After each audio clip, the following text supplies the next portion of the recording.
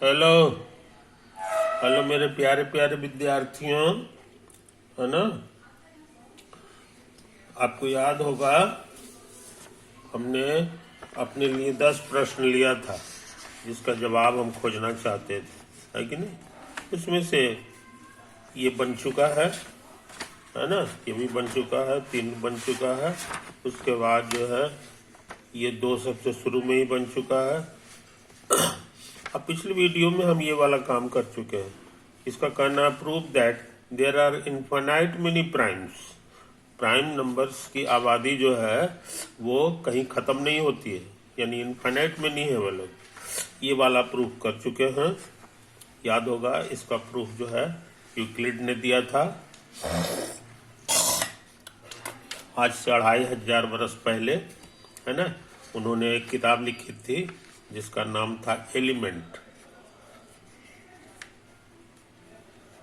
समझे। उसी किताब में इसको उन्होंने साबित किया था। तो आप भी ये चीज, इसका प्रूफ सीख चुके हैं, है ना। अब देखो, हम एक बात और याद कराना चाह रहे हैं। जब ज्योमेट्री कर रहे थे तो उसका लास्ट थ्योरम था 47, है ना। और या उसका दूसरा नाम था पाइथागोरस थ्योरम। जरा सा याद कर लें कि वो क्या था।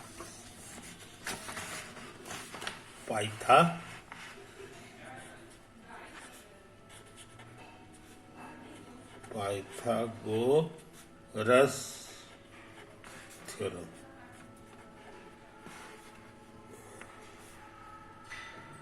ये कि नहीं, पाइथागोरस थ्योरम। इसका स्टेटमेंट था कि मान लो हमारे पास कोई राइट एंगल ट्रायंगल, समझे, राइट एंगल ट्रायंगल है। इसका साइड का लेंथ जो है एक तो ए है, बी है, और ये सबसे बड़ा वाला जो है ये सी। ये सबसे बड़ा वाला रहता है ना, इसको हाइपोटेनस कहा जाता है। ये सी इज द हाइपोटेनस,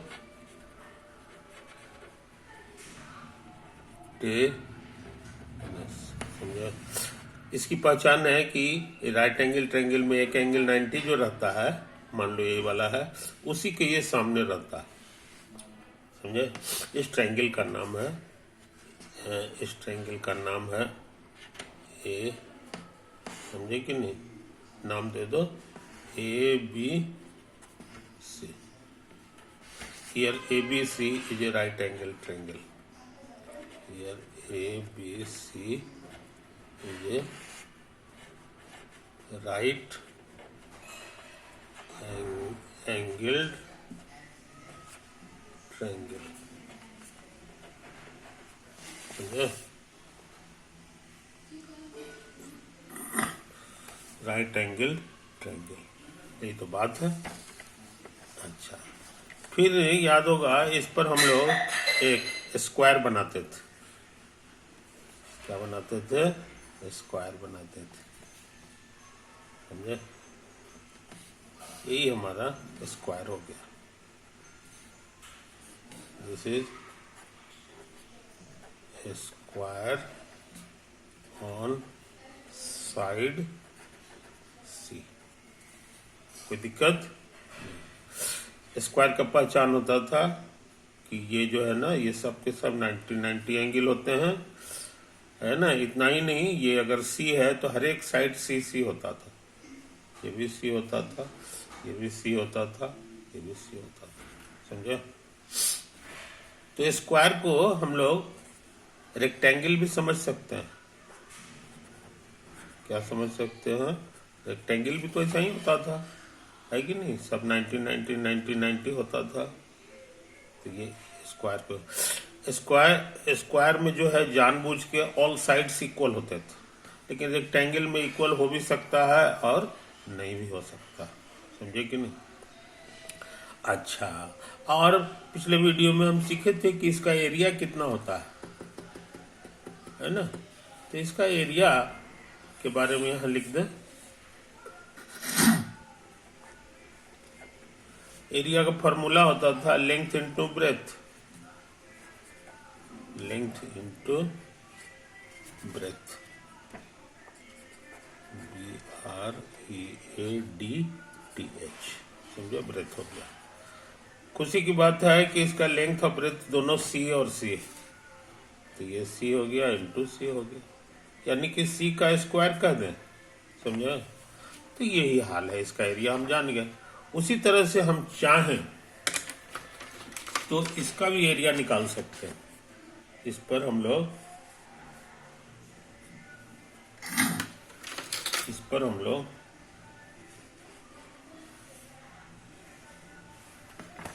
हाँ, ये देखो, ये जो है ना,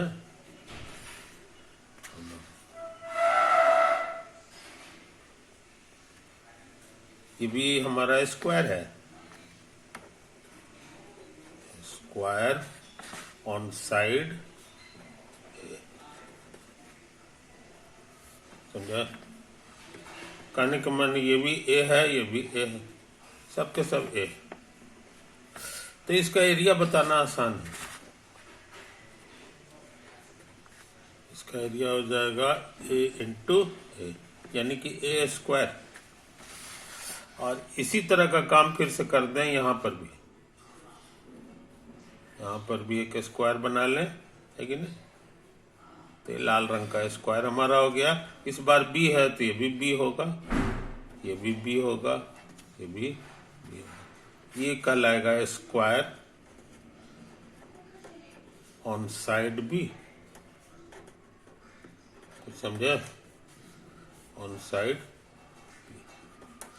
इसका एरिया क्या होगा, ये उसी तरह से हम बता सकते हैं। इसका एरिया बी इंटू बी होगा, यानी बी स्क्वायर हो गया। ये बात समझ में। अच्छा, पाइथागोरस थ्योरम का कहना था बाय पाइथागोरस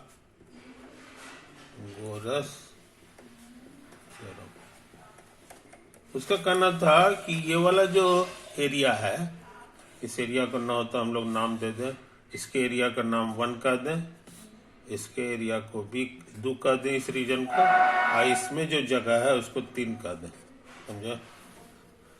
कोई दिक्कत? तो पाइथागोरस थ्योरम का कहना है कि इसका एरिया प्लस इसका एरिया प्लस बराबर होता है इसका एरिया। पाइथागोरस थ्योरम का कहना है कि एरिया ऑफ पहला वाला प्लस एरिया ऑफ दूसरा वाला बराबर एरिया ऑफ तीसरा वाला। याद पड़ा? यही हम लोग प्रूफ किए थे। ये हमारा था प्रोपोजिशन 47। ये हमारा पिछले वीडियो में सीखा हुआ है। अब देखो इसकी कहानी। ये कितना होता है, ये मेरा निकाला हुआ है, एरिया ऑफ 3 वाला। यही 3 नंबर का एरिया हम लोग लिखे हैं कि इसका एरिया है सी स्क्वायर के बराबर, हरा वाले का, तो ये सी स्क्वायर हो गया। अच्छा, और इसका एरिया कितना है ये भी हम निकाल चुके हैं, 1 नंबर का। ठीक है, इसका एरिया यहाँ लिखा हुआ है ए स्क्वायर।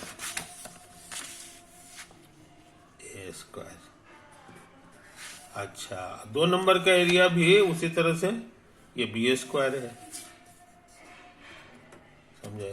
तो हम लोग को बहुत पतला फॉर्मूला मिला, ए स्क्वायर प्लस बी स्क्वायर बराबर सी स्क्वायर। कुछ समझे? कोई दिक्कत नहीं। ये नियम कब लागू होता है? जब हमारा ट्रायंगल इस तरह का हो,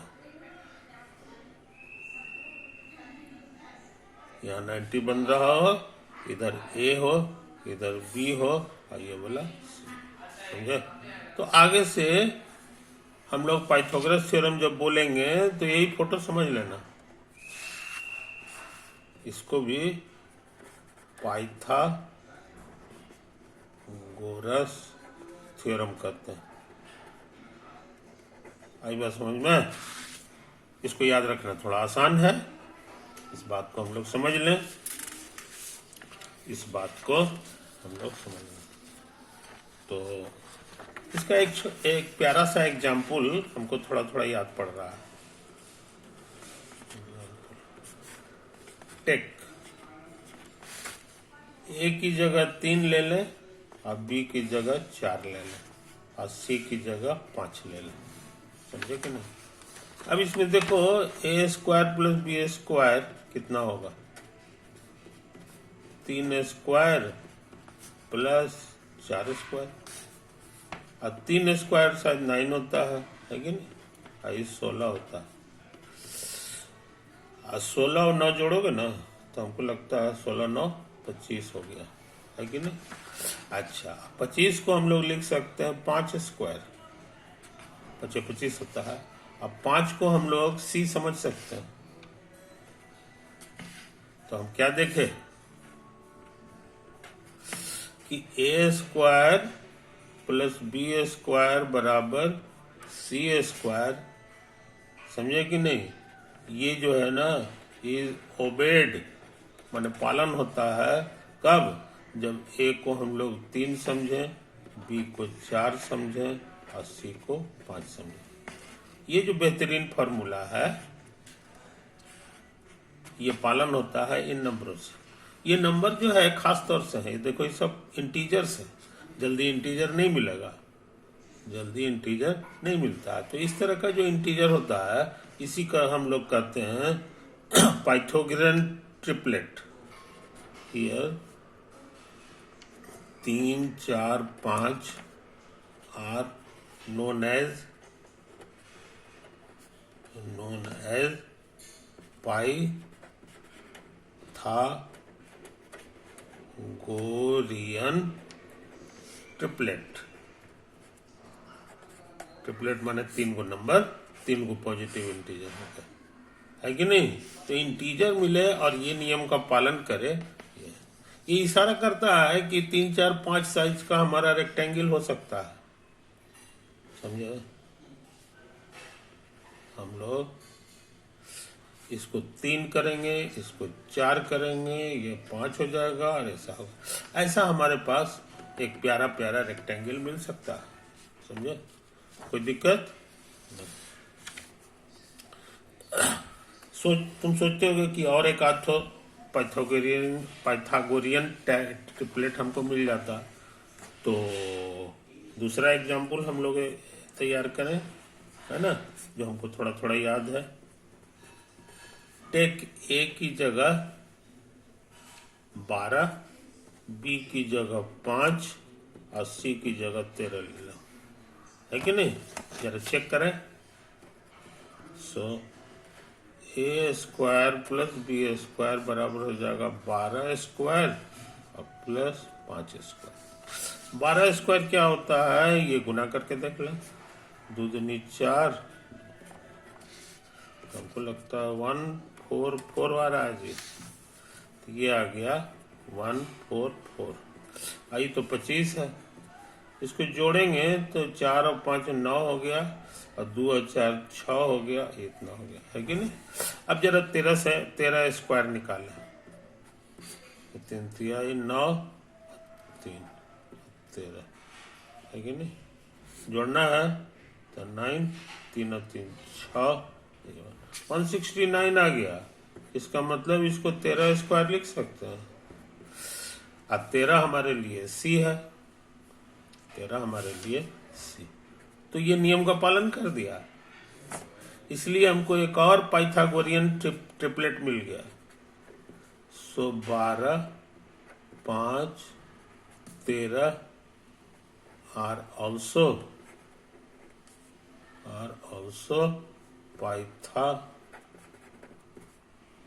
पाइथागोरियन ट्रिपलेट। समझे? तो बहुत से लोग पाइथागोरियन ट्रिपलेट्स जो है वो याद रखते हैं कि कौन कौन होता है। बहुत सी जगह काम कर देखते ही वो पहचान लेगा कि ये हमारा पाइथागोरियन ट्रिपलेट है, तो इस नियम का पालन करेगा, है कि नहीं? यानी हम एक राइट एंगल ट्रायंगल बना ले सकते हैं, जो एक साइज 12 होगा, एक 5 होगा और ये हाइपोटेनस जो है ये 13 हो जाएगा। समझे कि नहीं? तो बहुत काम का चीज हम लोग सीख लिए।